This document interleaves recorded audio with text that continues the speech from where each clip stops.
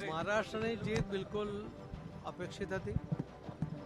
માનનીય પ્રધાનમંત્રી શ્રી નરેન્દ્ર મોદી સાહેબમાં આખા દેશને વિશ્વાસ છે. એ રીતે મહારાષ્ટ્રના મતદાર ભાઈ બહેનોને પણ વિશ્વાસ છે અને એના કારણે જે લોકો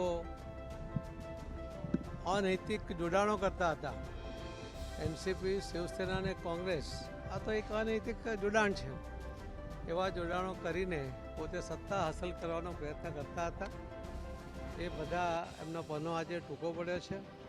એમનો અસ્તિત્વનો સવાલ સામે આવીને ઊભો છે.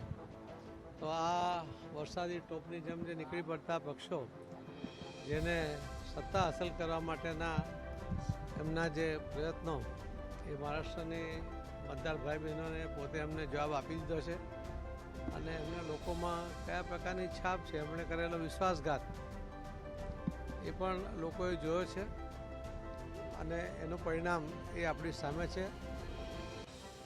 માનનીય પ્રધાનમંત્રી શ્રી નરેન્દ્ર મોદી સાહેબના નેતૃત્વમાં જે મહાયુતિ બની, એની ભવ્યથી ભવ્ય જીત એ આજે શક્ય બની છે. એના માટે હું મહારાષ્ટ્રના સૌ મતદાતા ભાઈ બહેનોનો આભાર પણ માનું છું, એમને અભિનંદન પણ આપું છું અને મોદી સાહેબને અને સૌ ભારતીય જનતા પાર્ટીના આગેવાનોને પણ ખૂબ ખૂબ અભિનંદન આપું છું.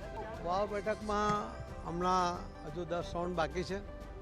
13,000થી હમણાં અમે પાછળ ચાલીએ છીએ, પણ મને વિશ્વાસ છે કે ભારતીય જનતા પાર્ટીના ઉમેદવાર ચોક્કસપણે એ જીત તરફ આગળ વધશે. મહારાષ્ટ્રમાં ઘણા બધા મુદ્દાઓ પર પ્રચાર અપ્રચાર એ કરવાનો પ્રયત્ન કોંગ્રેસ, એનસીપી અને ઉદ્ધવ ઠાકરેની શિવસેનાએ કર્યો, પણ છતાં એમના બધા જ પ્રયત્નો એ નિષ્ફળ ગયા છે.